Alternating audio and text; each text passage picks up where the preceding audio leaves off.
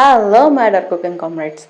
உங்கள் வீட்டில் எல்லாரும் கோதுமை ரவைன்னு சொன்னாலே ரிவர்ட் அடிச்சு ஓடுறாங்களா? இனிமேல் அப்படி ஓட மாட்டாங்க. பிகாஸ் நான் ஓடாமல் இருக்கிறதுக்கு எங்கள் அம்மா யூஸ் பண்ண ஒரு டெக்னிக்கை இன்றைக்கி உங்களுக்கு கூட ஷேர் பண்ணிக்க போகிறேன். ஸோ கண்டிப்பாக சேவ் பண்ணி ட்ரை பண்ணுங்கள். ஸோ இது பண்ணுறதுக்கு 1.5 கப் அளவுக்கு கோதுமை ரவை, 1/2 கப் பாசிப்பருப்பு வாஷ் பண்ணி ஓரமாக வச்சுருங்க. இன்னொரு பாத்திரத்தில் கொஞ்சம் ஆயில், சோம்பு, சீரகம், மிளகு 3ம் வெடித்ததுக்கப்புறமா ஒரு பெரிய சைஸ் பல்லாரி நீல வாக்கில் கட் பண்ணிவிட்டு அதையும் நல்லா சாட்டை பண்ணிக்கோங்க. அண்ட் தென் ஒரு ஸ்பூன் அளவுக்கு இஞ்சி பூண்டு பேஸ்ட், அது நல்லா பச்சை வாசனை போனதுக்கப்புறமா ஒரு பெரிய சைஸ் தக்காளி நீல வாக்கில் கட் பண்ணி அதையும் ஸ்மாஷாக குக் பண்ணிக்கோங்க. And then comes to the masala part. ஒரு 1/2 ஸ்பூன் மிளகாய்த்தூள், மஞ்சள் தூள், அதுக்கப்புறமா கரம் மசாலா 3மே சேர்த்துட்டு நல்லா மிக்ஸ் பண்ணி விட்டுட்டு லைட்டாக வாட்டர் சேர்த்துக்கோங்க கரிஞ்சிராமல் இருக்கிறதுக்கு. அண்ட் தென் ஒரு பெரிய சைஸ் உருளைக்கிழங்க க்யூப்ஸாக கட் பண்ணி அதையும் உள்ளே சேர்த்துருக்கேன். அதுக்கப்புறமா 1 கப் கோதுமை ரவைக்கு 3 கப் வரதுக்கு தண்ணி. ஸோ அந்தளவுக்கு தண்ணி சேர்த்துட்டு சால்ட் சேர்த்துக்கோங்க. ஒரு கையில் சால்ட், இன்னொரு கையில் சந்தோஷம், ரெண்டும் சேர்ந்தது தான் கிச்சனோட ரிதம். So minded.